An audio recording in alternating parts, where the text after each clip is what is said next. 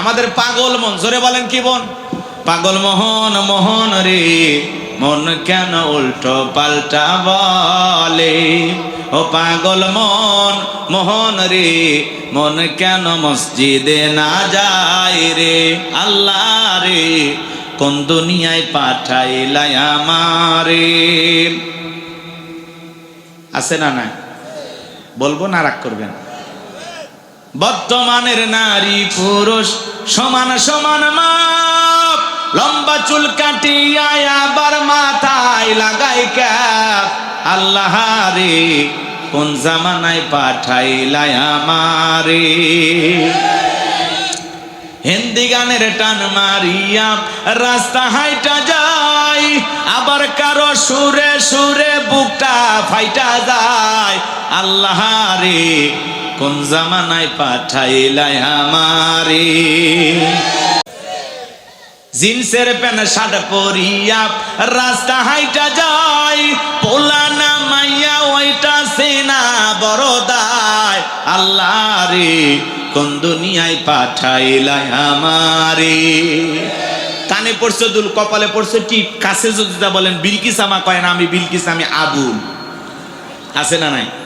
বুখারী শরীফের হাদিস, আল্লাহ রাসূল বলেছেন, কোন পুরুষ যদি নারীর বেশ ধারণ করে আর কোন নারী যদি পুরুষের বেশ ধারণ করে, আল্লাহর লানত তাদের উপরে। কথা বলে ঠিক না?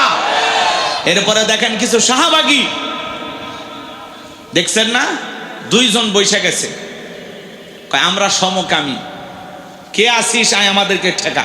দুইজন বলছে, কয়জন? কয়েকদিন আগে কয়জন মার খাইছে, এবার দুইজন হারামি বলছে, জগৎ বিখ্যাত হারামি এরা। এরা সমকামিতাকে প্রমোট করতে চায়। এরা বলে আমাদের অধিকার দিতে হবে। পৃথিবীর অন্য অন্য রাষ্ট্রে যেরকম আছে, পুরুষে পুরুষে বিয়ে করতে পারবে, নারীতে নারীতে বিবাহ করতে পারবে। বিকৃতি যৌনতার, যেই কারণে আল্লাহ তাআলা কওমে লুতকে উল্টায়া দিছে, ধ্বংস করেছে। কথা বলে ঠিক কিনা? 95% মুসলমানের দেশে এই শাহবাগী বেঈমানেরা কখনো সমকামিতাকে প্রমোট করে বাঁচতে পারবে না। প্রয়োজন হলে এই সমস্ত বেঈমানদের বিরুদ্ধে চূড়ান্ত আন্দোলন হবে। কথা বলে ঠিক কিনা? এটা ফাজলামি করার জায়গা পাও না। দুইজন যুবক বসে গেছে, কই কে আসিস আয়, আমরা জীবন দেব সমকামিতার জন্য। নাউজুবিল্লাহ। এদের চেহারা দেখলে বোঝা যায় ভদ্র কোনো ঘরে এদের জন্মও হয়নি। কথা বলেন ঠিক কিনা? কেমনে বলে এই সমস্ত কথা? এই যুবক, হাসির জন্য বলি নাই, শাহবাগে দেখছো না, চ্যানেলে নিউজ প্রচার করা হচ্ছে, চ্যানেলারাও খাইয়া কাম পায় না। ওই দুইজনা নিউজ, এখানে 10,000 মানুষ কোরআনের কথা শুনবে, এটা নিউজ হবে না। কথা বলে না কেন? দুইজন বেঈমান বসে গেছে, একটা হারাম জঘন্যতম অপরাধ বিকৃত যৌনতার, সেটার অধিকার প্রতিষ্ঠিত করার জন্য, সমকামিতার আইন পাশ করার জন্য দুইজন বসে গেছে। সবগুলো পিটায় পাছা লাল করে দেওয়া লাগবে। কথা বলেন ঠিক কিনা? কত বড় গদ্ধব, কত বড় মূর্খ নাদান হলে এই সমস্ত কথা বলার সাহস পায়। কথা বলেন ঠিক কিনা? এদের থাবড়াইয়া কান ঝালাপালা করে দেওয়া লাগবে। কথা বলেন ঠিক কিনা? এটা মুসলমানের দেশ, মসজিদ মাদ্রাসার দেশ, আল্লাহওয়ালাদের দেশ। এই দেশের সমকামিতার আইন আমরা জীবিত থাকতে পাশ করতে দেব না। কথা বলেন ঠিক কিনা? ওরা তো আমাদের চেনে নাই।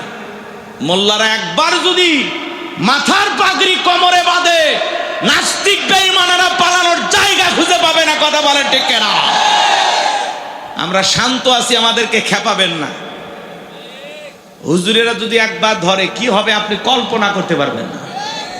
দুই শাহবাগী নাস্তিক বেঈমান বসে গেছে সমকামিতা, আমরা সমকামী, আয় কে মারবি আয়। Banner ছাপাইছে, banner. আর প্রশাসন এগুলো দেখে আর তামাশা করে। কথা বলেন না কেন? চুপ করে থাক ধোকাবাজ, চোখে তোদের নাহি লাজ। চুপ করে থাক ধোকাবাজ, চোখে তোদের নাহি লাজ। গোড়া কেটে মাথায় ডালো পানি, তোদের চিনি আর কতকাল করবি রে শয়তানি। মুনাফিকেরা সুযোগ পাইলে ইসলামকে নিজের হাতে জবাই করে। কথা বোঝেন নাই? এই মুনাফিক মার্কা মুসলমানের দ্বারা ইসলামের সবচেয়ে বেশি ক্ষতি হয়। গুতাগুতি কি অমুসলিমের সাথে বেশি লাগে না মুসলমানের সাথে? ফতুয়া কার সাথে বেশি? মুসলমানের সাথে। কথা বোঝেন? টুপিওয়ালা লেগে যায়, মুসলমান লেগে যায়। আর তাম পৃথিবীর জালেমেরা এটা দেখে হাসে, মজা নেয় যে লাইগে দিছি। কথা বলেন? মুসলমানেরা যতদিন পর্যন্ত এই ফতুয়াবাজি, একে অপরের দোষারোপ এগুলো করা না বন্ধ করবে, ততদিন পর্যন্ত মুসলমানের দ্বারা এই সমাজে কখনো আল্লাহর দ্বীন প্রতিষ্ঠিত হবে না। কথা বলেন ঠিক কিনা? এই জমিনে যদি আল্লাহর দ্বীন প্রতিষ্ঠিত করতে চান, সকল মুসলমানকে ঐক্যবদ্ধ হতে হবে। মসজিদের ইমাম, মাদ্রাসার মুহতামিম, দলমত নির্বিশেষে পীরের খানকার পীর সাহেব, রাস্তাঘাটে দোকানপাটে সব জায়গার সব শ্রেণীর মানুষ, মাঠে ময়দানে কাজ করা কৃষিকেদের মানুষ, সবাই মিলে যতদিন পর্যন্ত আমরা ঐক্যবদ্ধ না হব, ততদিন পর্যন্ত আল্লাহর এই জমিন, আল্লাহর দ্বীন প্রতিষ্ঠিত হবে না। কথা বলে ঠিক কিনা? আমরা আছি খালি গুতাগুতি নিয়ে, আমিন আসতে না জোরে, দল্লিন না জল্লিন, নবী নূরের তৈরি না মাটির তৈরি, টুপি লম্বা না খাটো, পাঞ্জাবি সাদা না কালো। কথা বলে না কেন? আমরা সেগুলো নিয়ে আমরা ফতুয়া নিয়ে গুতাগুতি করি, আর জালেমেরা পুরো পৃথিবীর নেতৃত্ব আর কর্তৃত্ব দেওয়ার জন্য কিভাবে টিকে থাকা যায় এইটা নিয়ে ব্যস্ত। কথা বলেন ঠিক কিনা? আর আমরা মাঝে মাঝে বলি আমাদের সিয়ারের কোনো লোভ নাই। তো সিয়ারে না গেলে জীবনে কোনোদিন গিয়ার চালু করতে পারবেন না। কথা বোঝেন নাই মনে? কি চাচা মিয়া রাগ করতেছেন? ক্ষমতা না থাকলে আপনি কিছু করতে পারবেন না। সম্মানিত ভাইয়েরা আমার, একটু অপেক্ষা করেন, সামনে গেলে মজা পাবেন। যে কথা বলতে চাচ্ছিলাম, বাজার নিউজ পাওয়া গেল তেলের দাম বাইরে দিছে। কথা কয় না? পাম্পে মোটর সাইকেলের লাইন কি করবে? হ্যাঁ, অকটেনে 20 টাকা, হ্যাঁ পেট্রোলে 18-19 টাকা, এইভাবে মোটামুটি তেলের দাম বেড়ে গেছে। এখন 140 টাকা লিটার অকটেন, আর পেট্রোল 135, ডিজেল 115 টাকা, আর কেরাসিন 130 টাকা। এই মাত্র নিউজ, ব্রেকিং নিউজ। তেলের দাম বেড়ে দিয়েছে, সব জ্বালানির তেলের দাম বেড়ে গেছে। আগামীকাল থেকে আর পাম্পে লাইন এমনি কমে যায়। কথা কয় না কেন? দাম বাড়ছে না। এই সুযোগে কিছু ভাইয়েরা নিয়ে এসে একটু ব্যবসা করত, এখানে সেখানে ঢেলে বিক্রি করত, আর ঢালার দিন শেষ। কি বলেন? আমরা আগে থেকে বলছিলাম যে সংকট তৈরি হওয়ার আগে দাম বাড়িয়ে দেন। রাষ্ট্রীয়ভাবে সঠিক একটা সিদ্ধান্ত না আসলে এভাবে কয়দিন চলে একটা দেশ বলেন?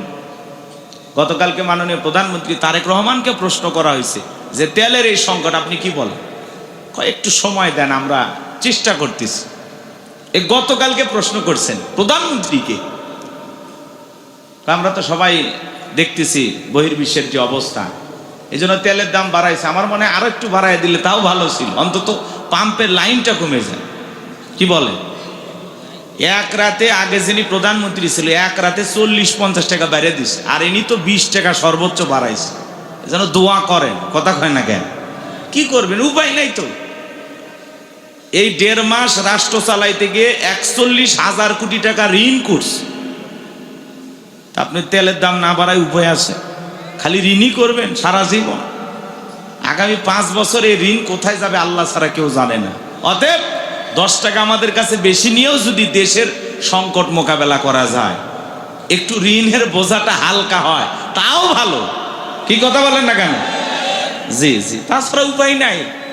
দেশ কেমনে চালাবে? কিচ্ছু নাই দেশে, সব শেষ হয়ে গেছে। কথা কি বুঝতে পারতেছেন? তারপরে ওনার প্রশংসা অনেকে করে, কারণ আছে, রাস্তাঘাট অনেক কিছু করছে। এই যে আজকে একজন আমারে ফোন দিয়ে সেই গালি দিতেছে। হ্যাঁ, একজন গালি দিয়ে বলতেছে, হুজুর ওনার বিরুদ্ধে কেন কথা বলছেন? রাগ করতেছেন? তাই আমি বললাম, ভাই বিরুদ্ধে বলি নাই, উনি চলে গেলেন কেন এই জন্য বলছিলাম। বলছে উনি দেশের জন্য কিছুই করেনি, আপনি এভাবে বলতেছেন। আমি বলতেছি না, অনেক কিছু করছে, কিন্তু আমাদেরকে ফেলায় কেন চলে গেল?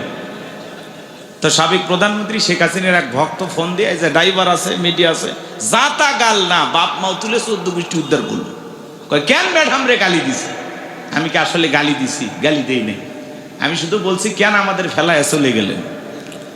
তো যিনি চলে গেছেন প্রত্যেকটা নিউজে এখন দেখেন না, তাকে ফ্যাসিস্ট বলা হয়, জুলুম বা সরকার বলা হয়। আগে তো সব মিডিয়া ওনারই দালালি করছে, কথা কর না কেন? তো হাওয়া বদল হয়ে গেছে, ওই জন্য আমরাও দুই একটা কথা বলছি, কথা বোঝেন নাই মনে, বলাটা স্বাভাবিক। এভাবে না ফেলায় উনি যদি পদত্যাগ করে জেলেও যাইতো, অন্তত এখনো ওনার নেতা কর্মীরা ব্যানার নিয়ে মিছিল করতো, শেখ হাসিনার মুক্তি চায়, জেলের তালা ভাঙবো, নেত্রীকে বের করে আনবো। মিছিলও হলো না, চলে যায় কি এক বেকায়দা, মিছিলও করা যায় না। রাগ করছেন আপনারা? তো যাই হোক, উনি এক রাতে বাড়ায় দিছিল 40-45 টাকা, আর বর্তমান যিনি সরকার হয়েছেন ওনারা আজকে রাতে বাড়ায় দিছে সর্বোচ্চ 20 টাকা।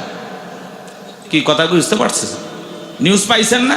ঠিক আছে, পেট্রোলের দাম বেড়ে গেছে, অকটেন ডিজেলের দাম, কেরোসিনের দাম বেড়ে গেছে। আগামীকাল থেকে আশা করা যায় পাম্পের লাইন কিছুটা হলেও কমবে, বিশেষ করে যারা বাড়িতে রিজার্ভ করছে, কয় মেলা খাটাখাটি করছি, আর পাম্পে যাওয়ার দরকার নাই, বাড়িতে যেটা আছে এইটাকে পুরাই। এমনও চাষা আছে ট্যাঙ্কি ফুল, মোটরসাইকেলের ট্যাঙ্কি ফুল, তারপরে তেল নিতে গেছে, রাগ করে যে পাম্পে যে ছেলেটা তেল দেয়, কি বলেন আপনারা, নজেল ম্যান, আচ্ছা, ও তেল দিতে গিয়ে দেখে ট্যাঙ্কি ফুল, এইবার কয় চাপ দিতেই থাক, ভোরে সব পড়ে গেছে, কয় দাম দিয়ে যা, চাষা ভাইগে যাবার চাচ্ছে, কলার ধরছে, টাকা দিয়ে যা। কথা বোঝেন না? এরকম কিছু লোক আছে থাকার পরেও হাহাকার করে। তো আল্লাহ যেন আমাদের সবাইকে হেদায়েত দান করেন, সুন্দর একটি বাংলাদেশ আমাদেরকে দান করেন। পরিবেশ পরিস্থিতি যাই আসুক, সবাই মিলে মিশে যেন একটা সুন্দর বাংলাদেশ গঠনের জন্য আমরা সবাই যেন ঐক্যবদ্ধ থাকতে পারি, আল্লাহ তাওফিক দান করুন। চিল্লা বলুন আমিন। আমার পূর্বে আলোচনা রেখে ধন্য করেছেন হযরত মাওলানা মুফতি আব্দুল্লাহ সাহেব, আল্লাহ পাক তার গোলামের কণ্ঠ দিনের জন্য কবুল করুন। চিল্লা বলুন আমিন। আরো কথা বলেছেন, আমার পাশে বসে আছেন আমার প্রিয় ভাই, আমাদের অত্যন্ত মহাব্বতের মাওলানা কবির বিন সামাদ, ইসলামী সঙ্গীত শিল্পী। আপনারা জানেন ওনার আলোচনা আমাকে নতুন করে করার দরকার নাই, সারা দেশ ওনার জন্য এখন পাগল। সেই টেকনাফ থেকে তেতুলিয়া, রূপসা থেকে পাতুরিয়া, কই কক্সবাজার, কই চট্টগ্রাম, কই দেশের বাইরে, আল্লাহর এই গোলামকে আল্লাহ কবুল করেছেন। কথা বলেন ঠিক কিনা? এই যে আপনাদের এলাকার সন্তান, তাই না? এ পাশেই বলছে, পাশের ইউনিয়নে বাড়ি হুজুর, তারপরেও বক্তা আসছে, তারপরে কয় না আর একটা গান গাওয়ালে। তার মানে কি মহাব্বত, কি ভালোবাসা। আর প্রবাসীদেরকে নিয়ে যে গানটা গাইলো, মায়ের যে কথাগুলো বললো, আমার চোখে পানি ছলছল করতেছিল। আমি প্রবাসী না, তারপরে মায়ের প্রতি সকল সন্তানের আবেগ আছে না নাই? তো আল্লাহ যেন ভাইয়ের কণ্ঠকে কিয়ামত পর্যন্ত কবুল করেন। চিল্লা বলেন আমিন। আল্লাহ পাক প্রিয় ভাইকে সুস্থতার সহিত নেক হায়াত দান করুন। চিল্লা বলুন আমিন। মঞ্চ উপস্থিত সম্মানিত উলামা ইকরাম, সামনে বসা পিতৃ সমতুল্য মুরব্বী বাবাজিরা, কলিজার টুকরা প্রাণপ্রিয় যুবক ভাইরা, ছোট্ট ছোট্ট সোনামানিকেরা, সবাইকে নিয়ে মহান রবের দরবারে সিজদাবনত চিত্তে কালিমাতুশ শুকুর আদায় করে পড়ছি আলহামদুলিল্লাহ। বিশ্ব নবীর প্রতি দরুদ ও সালাম, যে নবী আইয়ামে জাহিলিয়াতের যুগে আগমন করে অসভ্য মানুষদেরকে সভ্য বানিয়েছেন, অভদ্র মানুষদেরকে ভদ্র বানিয়েছেন, কোরআন নামের সংবিধান দিয়া, কোরআনের রাজ কায়েম করে সোনালী যুগ উপহার দিয়া মদিনার পাক ভূমিতে শায়িত আছেন, সে রাসূলের প্রতি কলিজা ভরা মহাব্বত নিয়ে পড়ছি দরুদ ও সালাম। সকলেই পড়ুন সাল্লাল্লাহু আলাইহি ওয়াসাল্লাম। সম্মানিত ভাইয়ের আমার, ভূমিকায় লম্বা কথা নয়, সরাসরি মূল আলোচনায় প্রবেশ করতে চাই, কারণ গভীর রাত। কত বাজে? 11টা 25 না? তার মানে কি তারিখ বদল হতে সময় লাগে আর 35 মিনিট, তাই না? তো তারপরে যেহেতু মহাব্বতের ভাই, বিশেষ করে প্রবাসী যে ভাই, চেনেন তো জাহিদুল ভাই, চেনেন না? উনি অনেক কষ্ট করে আমার মোবাইল নাম্বার নিয়ে আমার বারবার ফোন দিয়ে দাওয়াত দিয়েছেন। তো ভাই যেহেতু আছেন, আর আপনারা যেহেতু ধৈর্য ধরে বসে আছেন, আমি সর্বোচ্চ রাত্রি 1টা পর্যন্ত আলোচনা করার নিয়ত করছি। এই 1 ঘন্টা 35 মিনিট সময় আল্লাহর এই গোলামকে কি দেওয়া যাবে? রাজি আছেন তো ইনশাল্লাহ? তো কারা কারা রাজি নাই তারা হাত তোলেন। আলহামদুলিল্লাহ, সবাই রাজি। যারা যারা রাজি আছেন, এ ভাই হাসতে বাধা দেয় না, রাগ করতেছেন আমার কথা? হ্যাঁ, যদি হন খুশি, মুখে নিয়ে হাসি, আওয়াজ দেবে বেশি।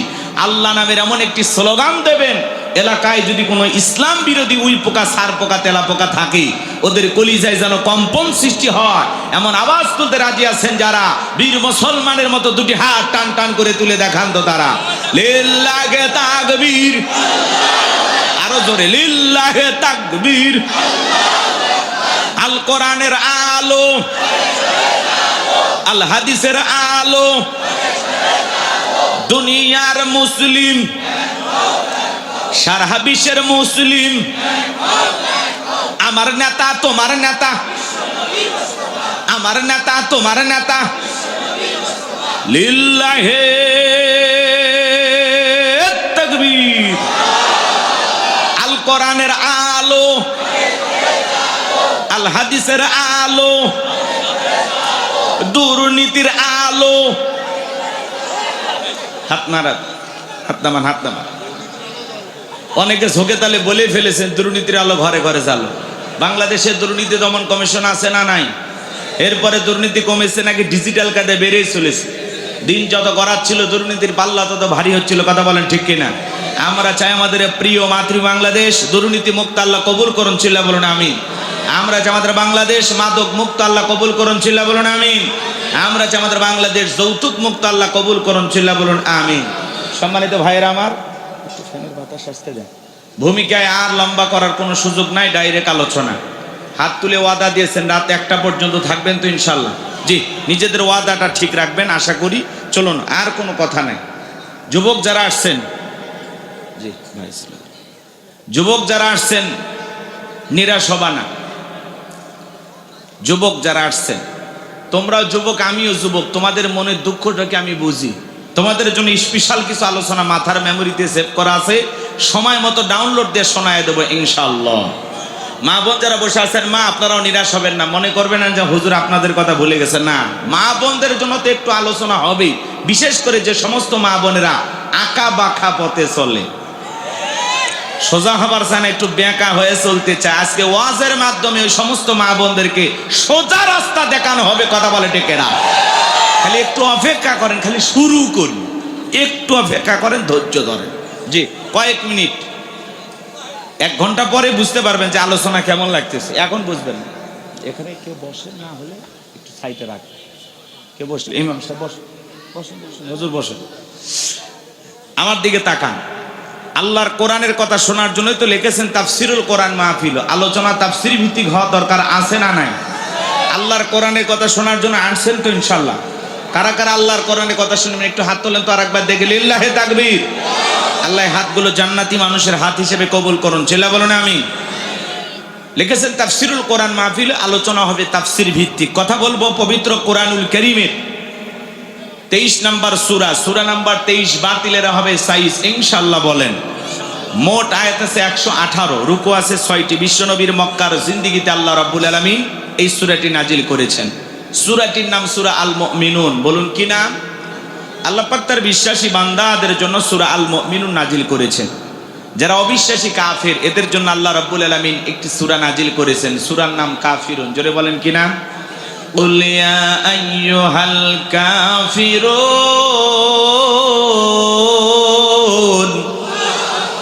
কাফেরদের জন্য আল্লাহ রাব্বুল আলামিন সূরা কাফিরুন নাজিল করেছেন।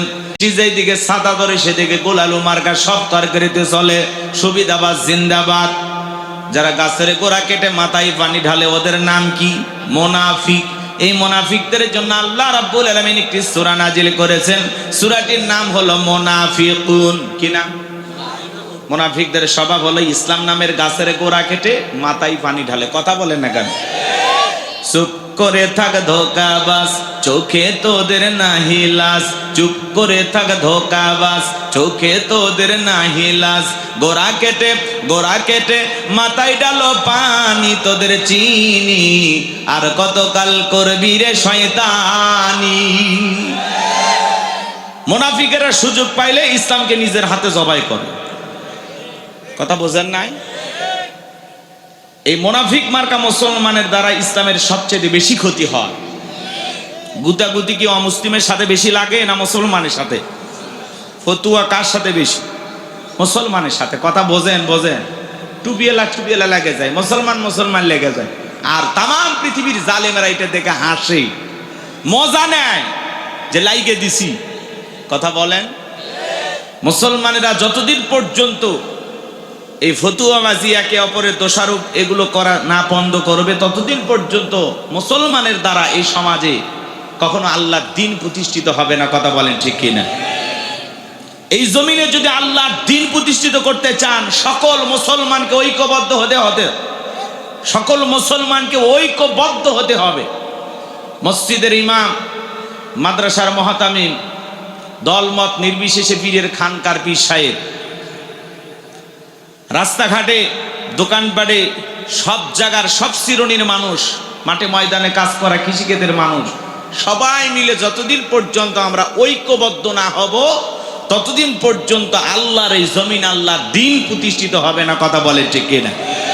আমরা আছি খালি গুতাগুতি নিয়ে, আমিন আসতে না জোরে, দল্লিন না জল্লিন, নবী নূরের তৈরি না মাটির তৈরি, টুপি লম্বা না খাটো, পাঞ্জাবি সাদা না কালো, কথা বলে না কেন?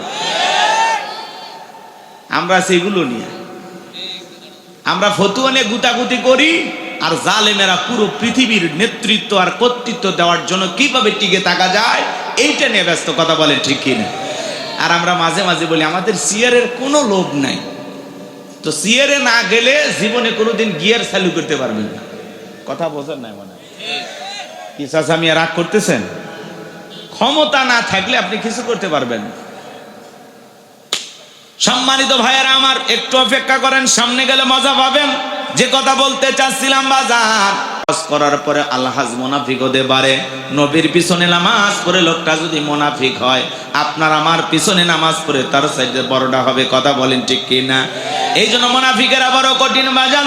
হিন্দু বৌদ্ধ খ্রিস্টানদের ভিতর থেকে মুনাফিকের জন্ম হয় না, মুনাফিকের জন্ম হয় মুসলমানের ভিতর থেকে। কথা বলেন ঠিক কিনা? আমার বিশ্বাস যশোরের মাটিতে কোনো মুনাফিকের জায়গা নাই। যশোরের মাটি আল্লাহওয়ালাদের ঘাঁটি, যশোরের মাটি ইসলামী আন্দোলনের ঘাঁটি, যশোরের মানুষ খাঁটি ইমানদার নির্ভেজাল মুসলমান। এটা আমার দিলে বলে, দিলে বলে, কিন্তু আসলে কতটুকু কি আপনারাই ভালো জানেন। আজকে আমি এই জন্য মুনাফিকদেরকে নিয়ে আলোচনা করব না, কাফেরদের নিয়ে আলোচনা করব না, আমি আলোচনা করব আল্লাহর ভিআইপি মুমিন বান্দাদেরকে নিয়ে। বলুন আল্লাহু আকবার। একটু জবান ছেড়ে সবাই আমার সঙ্গে তেলাওয়াত করুন। আউযু বিল্লাহি মিনাশ শাইতানির রাজিম, বিসমিল্লাহির রাহমানির রহিম। বিতাড়িত মোর্দা শয়তানের কাছ থেকে আল্লাহ পাকের কাছে আশ্রয় প্রার্থনা চাচ্ছি। পরম করুণাময় দয়ালু আল্লাহ তাআলা নামে শুরু করছি। এই যে দুই একজন ভাই ওঠা বসা করে, আপনাদের মাথার ওপর দিয়ে স্যান্ডেল নিয়ে চলে যায়। দেহের ভিতরে সবচেয়ে দামি জায়গাটা হলো এই মাথা, সম্মানের জায়গা না? আর এই পায়ের তলের জুতা আপনার মাথার ওপর দিয়ে নিয়ে যাচ্ছে, এটা এটা বেয়াদবি। জুতা রেখে চলে যাবেন। গতকাল মানে আজকে মাহফিল শেষ হয়ে গেলে কাল সকালে এসে নিয়ে যাবেন। কথা বোঝেন নাই? ওঠা বসা করবেন না ভাই। আমি তো শুরুই করি নাই, আপনি কি শুনলেন আর কি বুঝলেন? দৌড়ে বাড়ি গেলেন, ঘন্টাখানিক শোনেন। আমি কি নাচন জানি না, মাজার ব্যথাই পারি না। একটু অপেক্ষা করেন, লাফাইন না। এই লাফালাফি শ্রোতা আমি পছন্দ করি না। এমনি রাত গভীর হয়ে গেছে, তাই না? একটু আল্লাহর হস্তে বসবেন। দয়া করে কেউ উঠে আমাকে কষ্ট দেবেন। আমি মুসাফির, মুসাফির মেহমানকে কষ্ট দিতে নাই, তাই না? শোনার জন্যই তো আসছেন, নাকি অন্য কোনো উদ্দেশ্য আছে? আর যদি বলেন হুজুর ছেড়ে দেন, তাহলে সবাই মিলে একসাথে বাড়িতে যাব। একা যাচ্ছেন কেন? কি বলেন হুজুর? একটু সাথে থাকেন আপনি, জাতি ভাই দুই একজন সাথে থাকলে তার সাপোর্ট পাওয়া যায়। জি, তাকবীর দেন, লিল্লাহে তাকবীর। তাহলে সূরার নাম সূরা আল মুমিনুন। বলেন কি না? আমার আল্লাহ রাব্বুল আলামিন বলেন, قد فلح المؤمنون।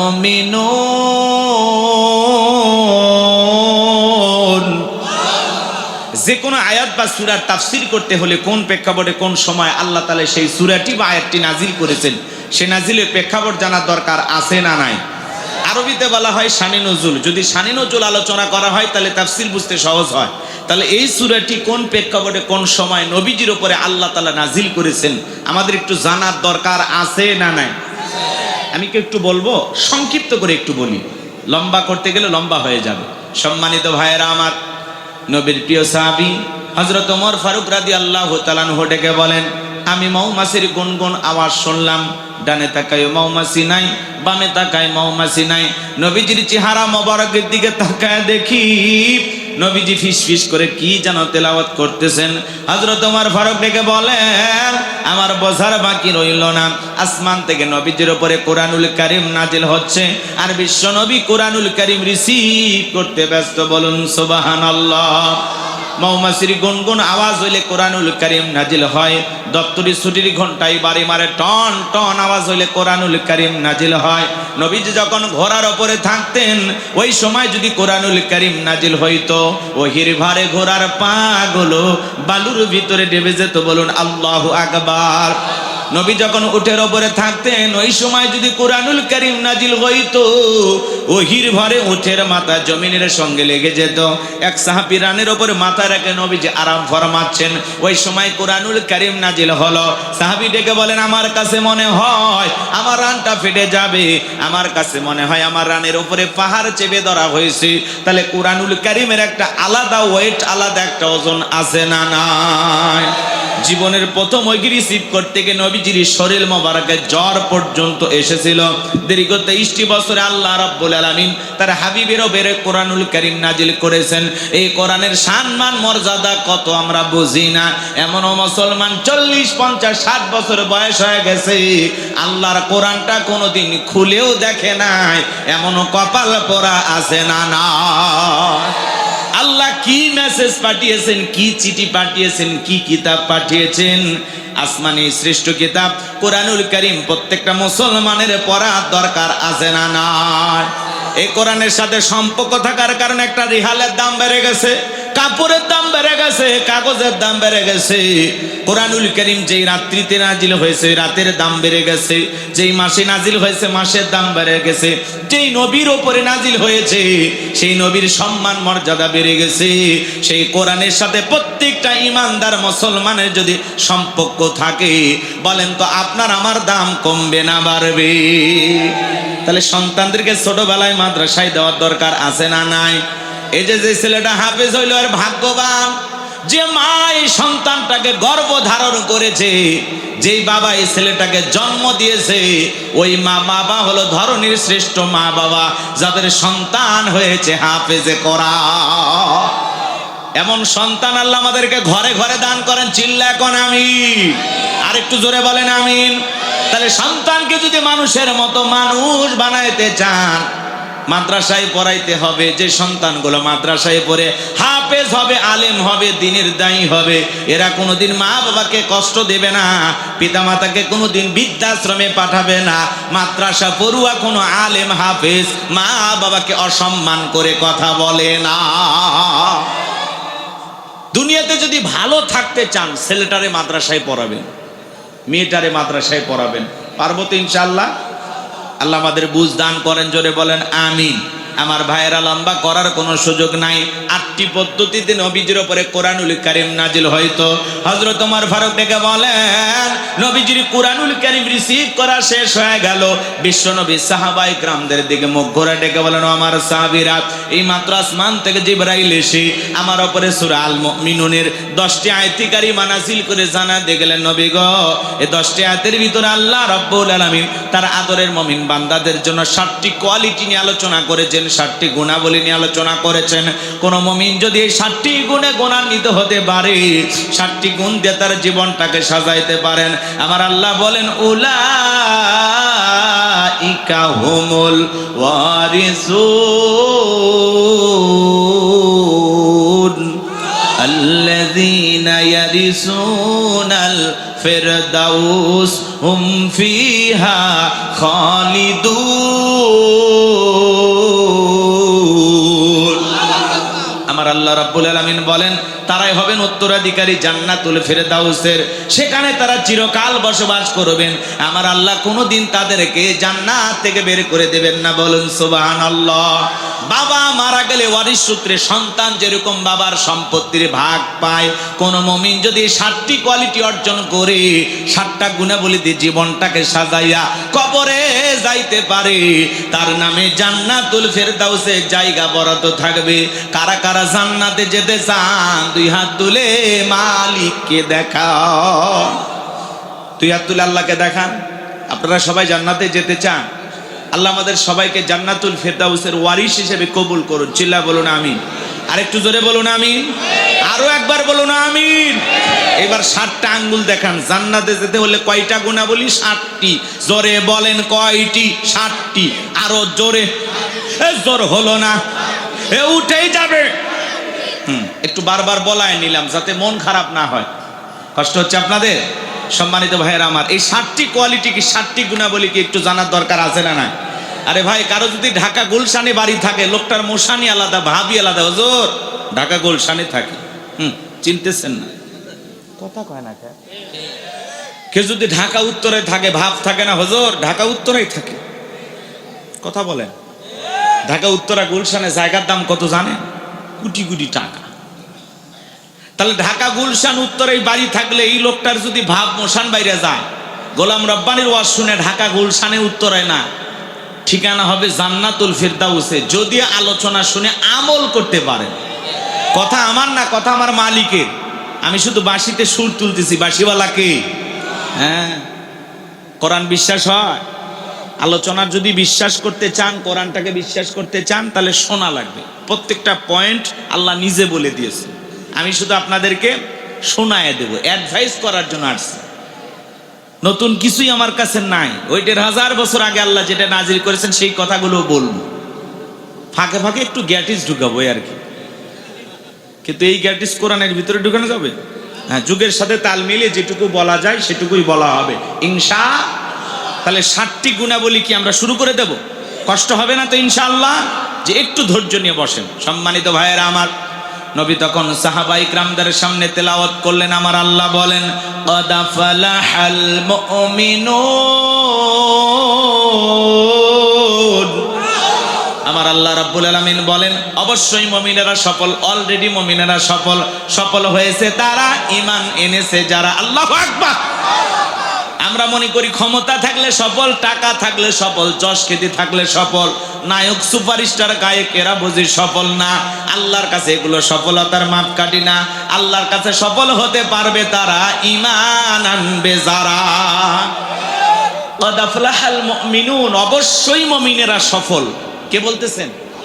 আল্লাহ বলতেছেন অলরেডি মুমিনেরা সফল, অবশ্যই মুমিনেরা সফল।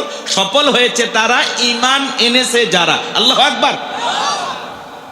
আমরা মনে করি কি ক্ষমতা থাকলে সফল। বর্তমান পৃথিবীর সবচেয়ে ক্ষমতাধর ব্যক্তির নাম হলো ডোনাল্ড ট্রাম্প, আমেরিকার প্রেসিডেন্ট। লোকটা আধা পাগল। কথা কয় না কেন? লোকটা কি আধা পাগল, এর মাথা ঠিক নাই। এর কাজই হলো পুরো পৃথিবীতে খালি যুদ্ধ লাগাই দেওয়া। চাত্তা খারাপ না, বিশ্ব বদমাইশ, আন্তর্জাতিক লেভেলের বদমাইশ, চরম লেভেলের বেয়াদব। কথা কি বুঝতে পারতেছেন? হুজুর মানুষ তো বেশি গালি দিতে পারি না। তাছাড়া আমি কি এই দেশের মানুষ না? ওইরকম 50টা গালি আমার মুখস্থ আছে না, দেই না, বিবেকে বাধা দেয়। কথা কি বুঝতে পারতেছেন?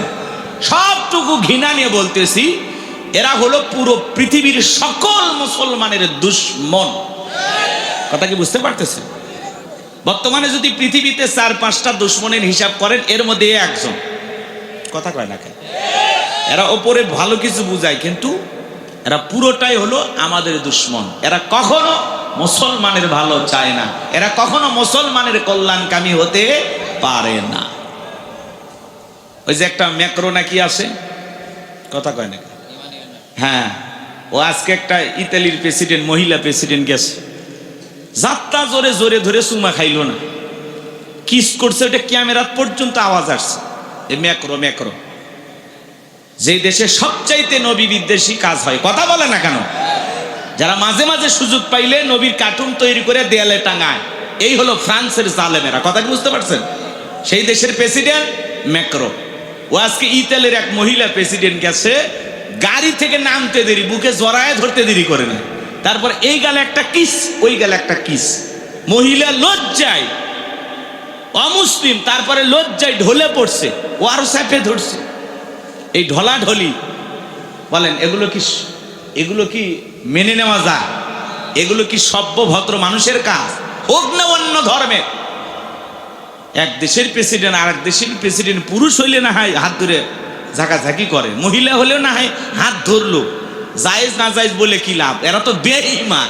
এরা কি হালাল হারামের ফতুয়া দিয়ে লাভ নাই। এরা তো অমুসলিম, এদের তো ঈমানই নাই। কিসের হালাল কিসের হারাম? এরা পাক্কা বদমাইশ। আমি চিন্তা করলাম, আজ থেকে 2-3 বছর আগে প্লেনের ভিতরে এই ম্যাক্রোর বউ যে কায়দা সোয়ার মারছে, আজকে যদি খালি দেখে ইতালির প্রেসিডেন্টকে যেভাবে চুমা খাইছে, ওর বউ যে ওর কয়টা বাজাবে আল্লাহ ছাড়া কেউ জানে না। রাগ করতেছেন আপনারা? তাহলে এরা হলো কি? বিধর্মী। এদের ভিতরে কোনো সভ্যতা, ভদ্রতা, আদব, আখলাক কিচ্ছু নাই। একটা কুকুরও যা, এরাও তাই। কথা কি বুঝতে পারছেন? জি, কষ্ট হচ্ছে আপনাদের? তাহলে বর্তমান পৃথিবীর সবচাইতে বড় নেতা আমেরিকার প্রেসিডেন্ট ডোনাল্ড ট্রাম্প। আর আপনাদের এই সলুয়া বাজারই বলি, ঠিক আছে তো নাকি বাজারের নাম? সলুয়া বাজারে আল্লাহর একজন বান্দা তরি তরকারি বিক্রি করে, সবজি বিক্রেতা। আজান দেওয়ার পরে আল্লাহর এই গোলাম যদি মসজিদে গিয়ে মাথা আনত করে আল্লাহকে সেজদা দেয়, পৃথিবীর বড় নেতা ডোনাল্ড ট্রাম্পের চাইতে সলুয়া বাজারের কাঁচা তরি তরকারি বিক্রি করা সবজি বিক্রেতা ইমানদারের দাম আল্লাহর কাছে কম না বেশি? তার মানে কি বুঝলেন? ইমান আছে যার, আল্লাহর কাছে দাম আছে তার। এই বেঈমানেরা ক্ষমতার দিক দিয়ে দুনিয়াতে সফল হতে পারে, এরা ক্ষমতার দাম্ভিকতায় অহংকারে একটা দেশ আর একটা দেশকে নষ্ট করে দিতে পারে, চুরমার করে দিতে পারে। বেঈমানদের ক্ষমতা দুনিয়ার জমিনে চলবে, মরার পরে সবগুলো বেঈমানকে পিটাইয়া জাহান্নামে পাঠাবেন তিনি কে? এ বাজানগো আমার, এই জন্য আল্লাহ রাব্বুল আলামিন বলেন কদ আফলাহাল মুমিনুন, অবশ্যই মুমিনেরা সফল, অলরেডি মুমিনেরা সফল হয়েছে তারা, ঈমান এনেছে যারা। ক্ষমতা থাকলে সফল হওয়া যায় না, টাকা থাকলে সফল হওয়া যায় না, নায়ক, সুপারস্টার, গায়ক, ক্রিকেটার, ফুটবলার হলে সফল হওয়া যায় না, ভালো ব্যবসা করলে সফল হওয়া যায় না। আল্লাহর কাছে সফল হতে পারবে তারা, ঈমান আনবে যারা। তাহলে আমি বলবো সফল হয়েছে কারা? আপনারা বলবেন ঈমান এনেছে যারা। আপনার চেহারা কালো হোক, ফর্সা হোক, লম্বা হন, খাটো হন, ধনী হন, গরিব হন না আপনি রাস্তার ভিক্ষুক, মিসকিন, তাতে কোনো সমস্যা নাই। আপনার ভিতরে ঈমান আছে, আল্লাহর কাছে আপনার দাম আছে। এই জীবনে যদি আল্লাহর কাছে দামি হতে পারি, আমাদের আর কিছু চাওয়ার আছে? তাহলে আমি বলবো সফল হয়েছে কারা? আপনারা বলবেন ঈমান এনেছে যারা। বলতে পারবেন? বলুন সফল হয়েছে কারা? আরেকটু জোরে, সফল হয়েছে কারা? আল্লাহর কাছে সফল হতে পারবে তারা, ঈমান আনবে যারা। বিদেশে যাইতে গেলে কি লাগে?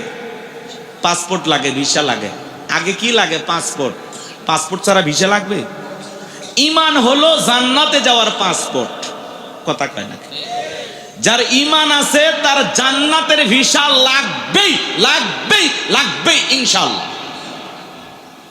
যার ঈমান নাই, জান্নাতে যাওয়ার কোনো সুযোগ। জান্নাতে যাইতে গেলে কি লাগে ভাই? ঈমান নামের পাসপোর্ট লাগে। আমার কথা কি বুঝছেন? আল্লাহ যে আমাদের কত ভালোবাসে, আপনি একটু চক্ষু বন্ধ করে 1 মিনিট চিন্তা করলে বের হয়ে আসে। আল্লাহ ভালোবাসা মুসলমানের ঘরে জন্ম দিয়া জান্নাতের রাস্তা একটু আগায় দিছে। সুবহানাল্লাহ কবে না? কি সুবহানাল্লাহ ধার করে বলা লাগবে? আল্লাহ ভালোবাসা পৃথিবীর শ্রেষ্ঠ ধর্ম ইসলাম ধর্মের মানুষ বানাইছে, এজন্য আমরা খুশি না বেজার? আর ইসলাম ধর্মের মানুষ বানায় জান্নাতের রাস্তা আল্লাহ আরেকটু আগায় দিছে। এরপরে পৃথিবীর শ্রেষ্ঠ কিতাব কোরআনুল কারীম দান করে জান্নাতের রাস্তা আল্লাহ আরেকটু আগায় দিছে।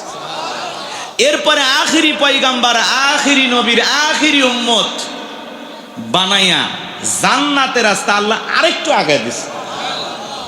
এখন একটু আমল করলেই জান্নাত। আমরা এদিক খেয়াল করেন, জাতির দিক দিয়ে সেরা জাতি, ধর্মের দিক দিয়ে শ্রেষ্ঠ ধর্ম পেয়েছি, কিতাবের দিক দিয়ে সেরা কিতাব পেয়েছি, নবীর দিক দিয়ে শ্রেষ্ঠ নবী পাইছি, সব দিক দিয়ে সেরা। আজকে গোলাম রব্বানির কথাগুলো যদি আমল করতে পারেন, জান্নাতটাও জুটবে সেরা ইনশাআল্লাহ। জান্নাতুল ফেরদাউস কি ছোট জান্নাত না সবচেয়ে বড় জান্নাত? সবচেয়ে বেশি মর্যাদাপূর্ণ জান্নাত। সুবহানাল্লাহ।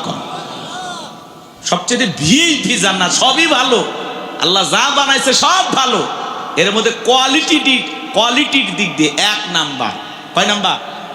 কথা কি বুঝতে পারতেছেন? তাহলে 1 নাম্বার জান্নাতে যেতে গেলে 1 নাম্বার আমল করার দরকার আছে না নাই? আমার দিকে তাকান। একজন অমুসলিম জোহরের নামাজের পূর্বে কালেমা পড়ে ঈমান এনেছে। এখন আপনারাই বলুন, এই অমুসলিম জোহরের নামাজ পড়ে কালেমা, এদিক খেয়াল করেন, জোহরের নামাজের পূর্বে কালেমা পড়ে মুসলমান হয়েছে। এখন এই ব্যক্তির উপরে জোহরের সালাত আদায় করা কি ভাই মঞ্চে কথা বলেন, জাহিদুল ভাই একটু দয়া করে একটু কথা বলেন, আসে বললে আমার এলোমেলো হয়ে যাবে। তাহলে ওই ব্যক্তির উপরে জোহরের সালাত আদায় করা কি?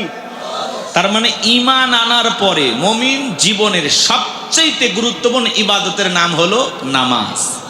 কিয়ামতের ময়দানে আল্লাহ তাআলা যখন বান্দার হিসাব শুরু করবেন, এক নাম্বার আল্লাহ তাআলা সালাত দিয়ে শুরু করবেন। সুবহানাল্লাহ। বান্দা যদি সালাতের হিসাব ঠিকঠাক ভাবে দিতে পারে, বাকি হিসাবে যদি একটু 19-20 হয়, কম বেশি হয়ে যায়, আল্লাহ তাআলা সালাতের দিকে তাকায় বান্দাকে মাফ করে দেবেন।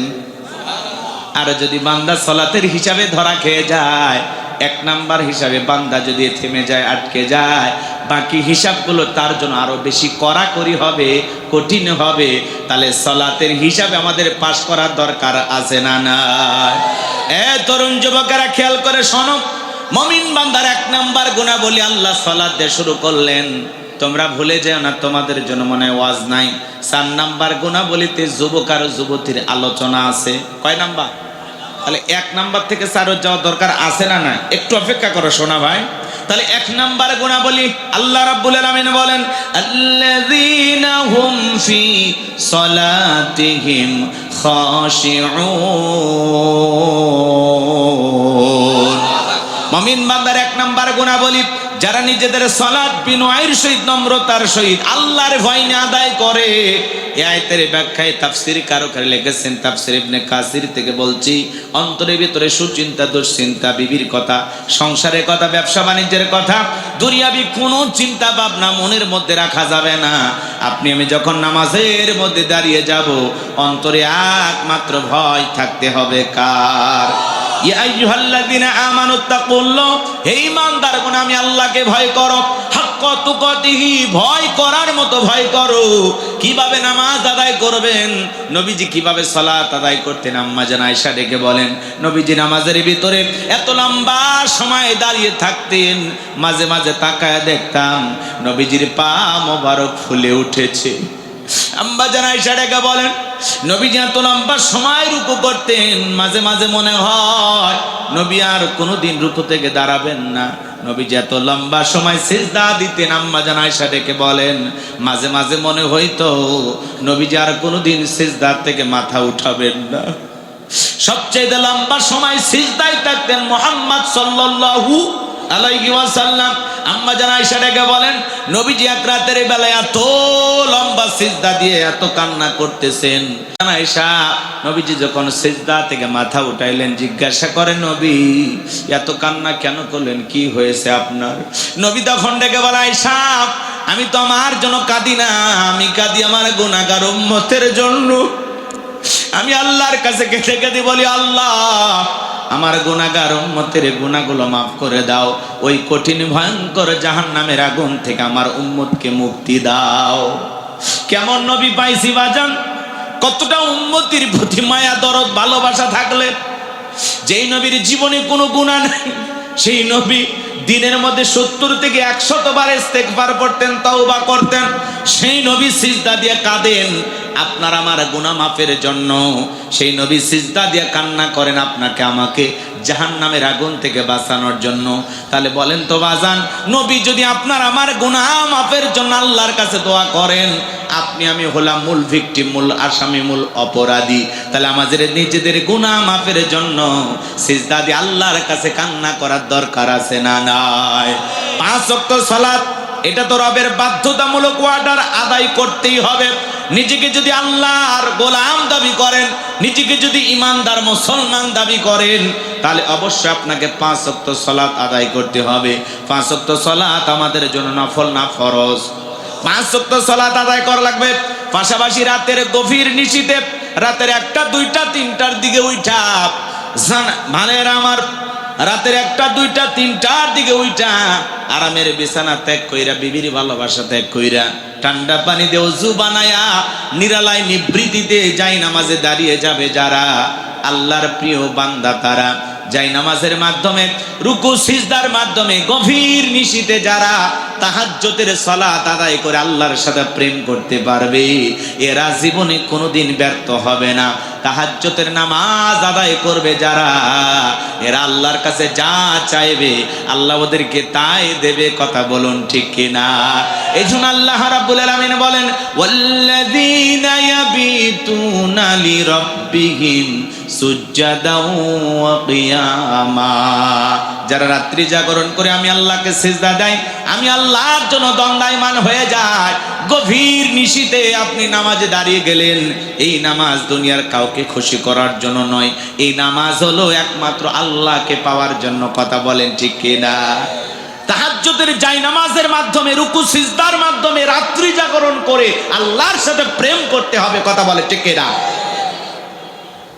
আল্লাহর প্রিয় গোলাম যারা এইভাবে রাত্রি জাগরণ করবে, তারা যুবকেরাও রাত্রি জাগরণ করে, তবে আল্লাহর সাথে প্রেম কইরা না। ইউটিউব ইন্টারনেট ঘাটাঘাটি করে, ইমো মেসেঞ্জারে বান্ধবীর সাথে চ্যাটিং কইরা, সারা রাত চ্যাটিং কইরা ফজরের আজান হয় যখন, ওই হাইব্রিড যুবক ঘুমাইতে যায়, তখন নামাজও পড়ে না। যুবক রে, এই ঘুম ভাঙলে সকাল, না ভাঙলে পরকাল। কথা বলেন ঠিক কিনা? কেমন করে ঘুমাও তুমি ওরে যশোরের যুবক, কেমন করে ঘুমাও তুমি ফজর করে কাজা, এমনও তো হতে পারে ও তোমার জহরে জানাজা, এমনও তো হতে পারে ও তোমার জহরে জানাজা। কথা বলে ঠিক কিনা? হে যুবক, তাহলে রাত্রি জাগরণ করে তাহাজ্জুদ পড়ার দরকার আছে না নাই? যুবক একটু অপেক্ষা করো, পরে আসতেছি তোমাদের কাছে। নবীর সাহাবীরা কিভাবে নামাজ আদায় করতেন? মরুভূমিতে নবীর সাহাবীরা নামাজে দাঁড়িয়ে গেছেন, ওই মরুভূমির পাখিগুলো খেজুর গাছ মনে করে সাহাবায়ে কিরামদের কাঁধের উপরে, মাথার উপরে বসে থাকতেন। নবীর সাহাবীরা সালাতে এত মনোযোগ, কাঁধে পাখি পরে থাকতো, তারপরেও তারা টের পাইতেন না। বলুন সুবহানাল্লাহ।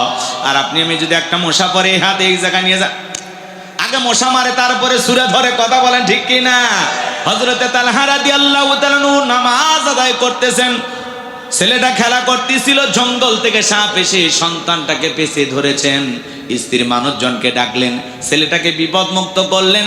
হযরতে তালহা নামাজ শেষে জিজ্ঞাসা করলেন, বিবি রে, বাড়িতে এত মানুষজন, ব্যাপারটা বুঝতে পারলাম না। ডেকে বলে, স্বামী, আপনি যখন নামাজ আদায় করতেছিলেন, জঙ্গল থেকে একটা সাপ এসে সন্তানটাকে পেঁচিয়ে ধরেছিল, আমি মানুষজনকে ডাকলাম, ছেলেটাকে বিপদ মুক্ত করলাম। এত ঘটনা আপনার চোখের সামনে ঘটে গেল, আপনি কি কিছুই বলতে পারেন না? কিছুই কি টের পান নাই? হযরতে তালহা ডেকে বলেন, বিবি রে, নামাজের মধ্যে মন যদি এদিক সেদিক চলে যায়, তাহলে নামাজ তো আর নামাজ থাকে না। আল্লাহু আকবার। আর আপনি আমি নামাজ পড়ি, যশোরে মন চলে যায় মাগুরাতে। কথা কন। নামাজ পড়ে চৌগাছা, মন চলে যায় বড়গাছা।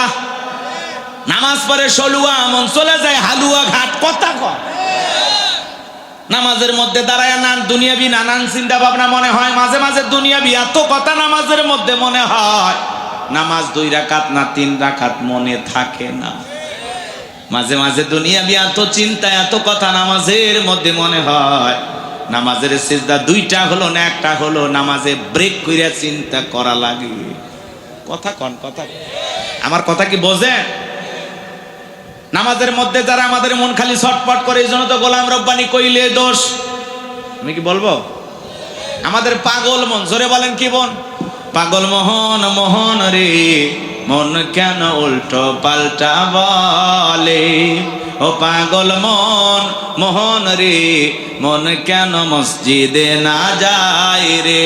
আল্লাহ রে, কোন দুনিয়ায় পাঠাইলাই আমারে? আছে না নাই? বলবো না রাগ করবেন? বর্তমানের নারী পুরুষ সমান সমান মাপ, লম্বা চুল কাটিয়া আবার মাথায় লাগাই ক্যাপ।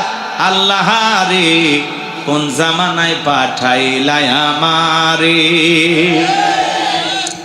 হিন্দি গানের টান মারিয়া রাস্তা হাইটা যায়, আবার কারো সুরে সুরে বুকটা ফাইটা যায়। আল্লাহ রে, কোন জামানায় পাঠাইলাই আমারে? জিন্সের প্যান্ট শার্ট পরিয়া রাস্তা হাইটা যায়, পোলা না মাইয়া ওইটা সেনা বড়দায়। আল্লাহ রে কোন দুনিয়ায় পাঠাইলাই আমারে। কানে পড়ছে দুল, কপালে পড়ছে টিপ, কাছে যদি বলেন বিলকিস আমা কয় না আমি বিলকিস, আমি আবুল। আছে না নাই? বুখারী শরীফের হাদিস, আল্লাহ রাসূল বলেছেন কোন পুরুষ যদি নারীর বেশ ধারণ করে আর কোন নারী যদি পুরুষের বেশ ধারণ করে, আল্লাহর লানত তাদের উপরে। কথা বলে ঠিক না? এরপরে দেখেন কিছু সাহাবাগী দেখছেন না, দুইজন বৈশা গেছে, কয় আমরা সমকামী, কে আসিস আয় আমাদেরকে ঠেকা। দুইজন বলছে, কয়জন? কয়েকদিন আগে কয়জন মার খাইছে, এবার দুইজন হারামি বলছে, জগৎ বিখ্যাত হারামি। এরা সমকামিতাকে প্রমোট করতে চায়। এরা বলে আমাদের অধিকার দিতে হবে। পৃথিবীর অন্য অন্য রাষ্ট্রে যেরকম আছে, পুরুষে পুরুষে বিয়ে করতে পারবে, নারীতে নারীতে বিবাহ করতে পারবে। বিকৃতি যৌনতার, যেই কারণে আল্লাহ তাআলা কওমে লুতকে উল্টায়া দিছে, ধ্বংস করেছে। কথা বলে ঠিক কিনা? 95% মুসলমানের দেশে এই শাহবাগী বেঈমানেরা কখনো সমকামিতাকে প্রমোট করে বাঁচতে পারবে না। প্রয়োজন হলে এই সমস্ত বেঈমানদের বিরুদ্ধে চূড়ান্ত আন্দোলন হবে। কথা বলে ঠিক না? এটা ফাজলামি করার জায়গা পাও না। দুইজন যুবক বসে গেছে, কই কে আসিস আয় আমরা জীবন দেব সমকামিতার জন্য। নাউজুবিল্লাহ। কর এদের চেহারা দেখলে বোঝা যায় ভদ্র কোনো ঘরে এদের জন্মও হয়নি। কথা বলেন ঠিক না? কেমনে বলে এই সমস্ত কথা? এই যুবক, হাসির জন্য বলি নাই, শাহবাগে দেখছো না চ্যানেলে নিউজ প্রচার করা হচ্ছে, চ্যানেলারাও খাইয়া কাম পায় না। ওই দুইজনা নিউজ, এখানে 10,000 মানুষ কোরআনের কথা শুনবে, এটা নিউজ হবে না। কথা বলে না কেন? দুইজন বেঈমান বসে গেছে, একটা হারাম জঘন্যতম অপরাধ বিকৃত যৌনতার, সেটার অধিকার প্রতিষ্ঠিত করার জন্য, সমকামিতার আইন পাশ করার জন্য দুইজন বসে গেছে। সবগুলো পিটায় পাছা লাল করে দেওয়া লাগবে। কথা বলেন ঠিক কিনা? কত বড় গদ্ধব, কত বড় মূর্খ নাদান হলে এই সমস্ত কথা বলার সাহস পায়। কথা বলেন ঠিক কিনা? এদের থাবড়াইয়া কান ঝালাপালা করে দেওয়া লাগবে। কথা বলেন ঠিক কিনা? এটা মুসলমানের দেশ, মসজিদ মাদ্রাসার দেশ, আল্লাহওয়ালাদের দেশ। এই দেশের সমকামিতার আইন আমরা জীবিত থাকতে পাস করতে দেব না। কথা বলেন ঠিক কিনা? ওরা তো আমাদের চেনে নাই। মোল্লারা একবার যদি মাথার পাগড়ি কোমরে বাঁধে, নাস্তিক বেঈমানেরা পালানোর জায়গা খুঁজে পাবে না। কথা বলেন ঠিক কিনা? আমরা শান্ত আছি, আমাদেরকে খেপাবেন না। হুজুরেরা যদি একবার ধরে কি হবে আপনি কল্পনা করতে পারবেন না। দুই শাহবাগী নাস্তিক বেঈমান বসে গেছে সমকামিতা, আমরা সমকামী, আয় কে মারবি আয়। Banner ছাপাইছে, banner. আর প্রশাসন এগুলো দেখে আর তামাশা করে। কথা বলেন না কেন? এক গজব ছিল শরীফের গল্প। ছেলে ভাবতে পারবে মনে মনে যে আমি একটা মহিলা, আবার মহিলা মনে মনে ভাববে আমি পুরুষ। এই মনে মনে ভাবলে কি সব পরিবর্তন হয়? এর ভিতরে গভীর ষড়যন্ত্র আছে। এগুলো আমরা জীবিত থাকতে এই দেশে কখনো প্রতিষ্ঠিত হতে দেব না ইনশাল্লাহ। কথা বলেন না কেন? রাগ করতেছেন আমার কথা? তাহলে যেই দুই যুবক বসে গেছে, এই দুই যুবকের শাস্তি হওয়ার দরকার আছে না না? শাস্তি হওয়ার দরকার আছে না না? কারা কারা আছেন একটু হাত তুলে দেখান তো। একটা তাকবীর দেন, লিল্লাহি তাকবীর। আমরা জীবিত থাকতে এই দেশে কখনো এই সমকামিতার আইন পাশ করতে দেব না। যে সমস্ত নাস্তিক বেঈমানেরা এগুলো উস্কে দেবে, ওদের আমরা ঠ্যাং ভেঙে দেবো। কথা কোন ঠিক না? এগুলো বললে আবার বলবে হুজুর উস্কে দিছে, আবার কঠিন জ্বালা, কইলেও জ্বালা, না কইলেও জ্বালা। আমার বন্ধুগণ, গভীর মনোযোগ দিয়ে কথাগুলো শুনে যান। খারাপ লাগতেছে নাকি? এদেশে এত স্বাধীনতা আছে, এরপরেও নারীরা নারীদের মতো চলে, পুরুষেরা পুরুষের মতো চলে। তৃতীয় লিঙ্গের মানুষ যারা আছে তারাও চলে, আমরা কাউকে বাধা দেই না। এদেশে বলার স্বাধীনতা আছে, চলার স্বাধীনতা আছে, কিন্তু এমন কোন জঘন্য আইন, এমন কোন জঘন্য কাজের দাবি করা যাবে না যেটাতে আমার আল্লাহ বেজার হয়। কথা বলেন ঠিক কিনা? এই জন্য মা বোনদের বলে যায়, মা যুগের সাথে তাল মিলায় উলঙ্গ পানা বেহাপানা হয়ে চলা যাবে না মা। পর্দা পুশিদা করে চলবেন। নারীদের জন্য পর্দা করা নফল না ফরজ। আল্লাহ বলেন অকরনা ফি বুয়ুতিকুন্না ওয়ালা তাবাররাজনা তাবাররুজাল জাহিলিয়াতিল উলা। নারীরা তোমরা ঘরের ভিতর অবস্থান করো, খবরদার জাহিলিয়াতি যুগের মেয়েদের মতো নোংরা অশ্লীল পোশাক পরে নিজের দেহকে প্রদর্শন করো না। নারীরা পর্দায় থাকলে নিরাপদে থাকবে, পর্দা নারীকে সিকিউরিটি দেবে, পর্দাশীল নারীর উপরে আল্লাহ রহমত নাজিল হবে। কথা বলেন ঠিক কিনা? এদেশে পোশাকের এত স্বাধীনতা, এরপরেও ঢাকা শহরে কিছু মা বোনেরা আন্দোলন করে বলে পোশাকের স্বাধীনতা চাই। কেমন স্বাধীনতা? বলে দাদি নানি ব্লাউজ ছাড়া শাড়ি পরেছিল, আমরাও পড়তে চাই, আপত্তি করি নাই। আগেকার দাদি নানিরা অভাবের কারণে হোক গরমের কারণে হোক তারা ব্লাউজ ছাড়া শাড়ি পরেছিল, কিন্তু কোন দাদি কোন নারী কোন নানি শাড়ি পরে বিশ্ব রোডে এসে আন্দোলন করে বলেছিল আমি দেখে যাও শাড়ি পরেছি? বলছিল? কোন দাদি নানি বলে নাই। তোমরা লাভও কেন? এরা ব্লাউজ ছাড়াই এমন কায়দায় শাড়ি পরেছে, পুরো পিঠটা ফাঁকা রাখছে। মনে হয় আর্জেন্টিনা আর ব্রাজিলের ফাইনাল ম্যাচ হবে। কথা বলেন ঠিক কিনা? এরা পোশাকের স্বাধীনতার নামে এদেশে অশ্লীলতাকে প্রমোট করতে চায়, উলঙ্গপানা বেহাপানা ছাড়াই দিতে চায়। আমরা মুসলমানেরা জীবিত থাকতে আমাদের সন্তানদেরকে, ভবিষ্যৎ প্রজন্মদেরকে এইভাবে ধ্বংস হতে দেয়া যাবে না। কথা বলেন ঠিক কিনা? এই জন্য নারীদেরকে পর্দায় রাখবেন। বিশেষ প্রয়োজনে বাহিরে গেলে মা ঢিলা ঢালা বোরকা পরবেন, হাত মোজা পা মোজা লাগাবেন মা, নিজের রূপ সৌন্দর্য ঢেকে রাখবেন মা। আপনার রূপ সৌন্দর্য দেখার পৃথিবীতে একজন পুরুষ, তার নাম হলো স্বামী। স্বামীর সামনে যত সাজুগুজু করবেন কোনো বাধা নাই মা। আপনার স্বামীর সামনে আপনি সব সৌন্দর্য প্রদর্শন করতে পারবেন। প্রত্যেকটা নারীর উচিত তার সৌন্দর্য দিয়া তার স্বামীকে খুশি রাখা। কথা বলেন ঠিক কিনা? কিন্তু ওরা স্বামীর সামনে সাজে না। সাজে মার্কেটে গেলে, বিয়ের বাড়ির দাওয়াত পাইলে, বাপের বাড়িতে গেলে। কথা কয় স্বামীর সামনে সিরা থ্রি পিস পরে চাকরানির মতো ঘুমায়। সারাদিন বাড়ির কাজ কাম করে এমন অবস্থা, শরীর থেকে গন্ধ বের হয়। কথা কন না কে?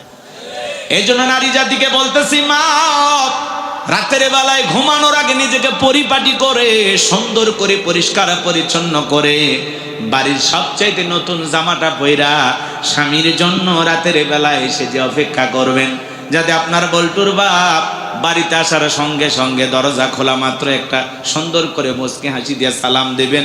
আপনার স্বামী সালামের জবাব দিয়ে যেন হা করে তাকায় থাকে আর বলে তুমি কে? চেনো না আমি তোমার বল্টুর মা। কেমনে চিনবো? নতুন নতুন লাগতেছে, কয় বিউটি পার্লার থেকে সাহায্য করে না, তোমার জন্য সেজে আসি। এমন কায়দায় সেজে থাকবেন মা যাতে আপনাকে দেখে আপনার স্বামী খুশি হয়ে যায়, দিলের ভিতরে ভালোবাসা জাগ্রত হয়। কথা বলেন ঠিক কিনা?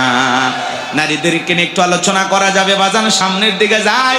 আমি যে কথা বলতে চাচ্ছিলাম, তাহলে নামাজের মধ্যে দাঁড়ায়া আমাদের মন খালি এদিক সেদিক যায়। কথা কন যায় না?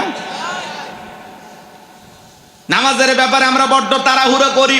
এক চাচা আমি এত তাড়াহুড়ো করে ওযু করছে, এক ঠ্যাং না ধুয়ে চাচা মসজিদে ঢুকছে। টাইসালা মসজিদ পিছলে খায়, চাচা একদিক লুঙ্গি একদিক, তাও বলে আল্লাহু আকবার। মানুষ বলে চাচা আগে লুঙ্গি ঠিক করেন, কারণ আগে জামাত ধরি। আছে না নাই? নামাজের ব্যাপারে দাঁড়ায় আমরা বড্ড তাড়াহুড়ো করি। এই জায়গা আল্লাহ রাব্বুল আলামিন বলেন আল্লাযীনা হুম ফি সালাতিহিম খাশিউন। আমার আল্লাহ বলেন যারা নিজেদের সালাত বিনয়ের সহিত, নম্রতার সহিত, আল্লাহর ভয় নিয়ে আদায় করে। কার ভয়? কার ভয়? একটা রাষ্ট্রপতি প্রধানমন্ত্রীর সামনে যদি যান কি করবেন? কি করবেন? কেমন হয়ে দাঁড়াবেন? কেমন হয়ে? ভদ্র হয়ে দাঁড়াবেন না? কথা বলেন ভাই। রাষ্ট্রপতি প্রধানমন্ত্রীর সামনে যা ভদ্র হয়ে দাঁড়াইতে, শুধু ভদ্র হয়। স্বাস্থ্যমন্ত্রী আজকে প্রধানমন্ত্রী তারেক রহমানের সামনে যায় এমন প্রশংসা শুরু করছি, উনি বাধ্য হয়ে বলতেছেন যে একটু প্রশংসা কম করেন। কথা হয় না কেন? তারেক রহমানের এই আচরণটা আমার কাছে ভালো লাগে, যে অতিরঞ্জিত কেউ যদি কিছু করতে চায় উনি এটা বাধা দেয়, তাকায় তাকায় দেখে না, তালিও দেয় না। কথা বলে না কেন? পুরুষ প্রধানমন্ত্রী জনাব তারেক রহমান স্বাস্থ্যমন্ত্রীকে বলতেছি প্রশংসা একটু কি করেন, কম করেন। এত তেলবাজি দিলে পুরো সংসদ তেলে ভেসে যাবে। কথা ঠিক না? তো জনাব তারেক রহমানকে ধন্যবাদ জানাই। যে আপনি যে বলছেন যে আমার প্রশংসা কম করেন, এত প্রশংসা করার দরকার নেই। স্বাস্থ্যমন্ত্রী আবার বলতেছে আপনি যে কাজ করছেন প্রশংসার তেমন কিছুই কই নাই, কেবল শুরু করছি। এই তেলবাজদের জন্য দেশের ভালো নেতাগুলো আর ভালো থাকতে পারে না। কথা বলেন না কেন ভাই? এত তেল দেয়া লাগবে কেন? হ্যাঁ, এই জন্য তো তেলের দাম বেড়ে গেছে আজকে।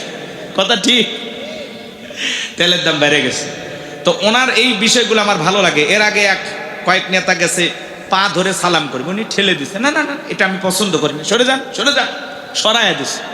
অতি ভক্তি চোরের লক্ষণ। কথা কা বেশি ভক্তি কইরা তো বিগত 16 বছরে প্রধানমন্ত্রীকে হযরত হাসিনা একে তাড়াইয়া দিছে। কথা বল নাকি আপনারা? ওই বেশি প্রশংসা। ব্যবসায়ী এসে কয় আপনি থাকেন কিয়ামত পর্যন্ত, ম্যাডাম বারবার দরকার। এখন ম্যাডামের জন্য আর কি আফসোস করেন? ওই একই ব্যবসায়ী এখন তারেক রহমানের কাছে যা বলে, আপনি এসেছেন আমাদের ভাগ্য খুলবে, উন্নয়ন হবে। ওরে বাবা, তেল বাস। কথা কি বুঝতে পারছেন? এই দেশের তেলের উপরই চলতেছে, সব জায়গায় তেলবাজি। রাগ করতেছেন আপনারা? বিরক্ত হয়েছে? এই বেশি তেলের কারণে 16 বছরে যারা ছিল ওরা ভাইচে গেছে, খালি তেলের কারণে। কথা কি বুঝতে পারতেছেন? এই জন্য এই তেলবাজি বাংলাদেশ আর চলতে দেয়া যাবে না। এত তেলবাজি দিলে তেলের দাম এমনি বেড়ে গেছে, আরো বাড়বে। অতএব সাবধান।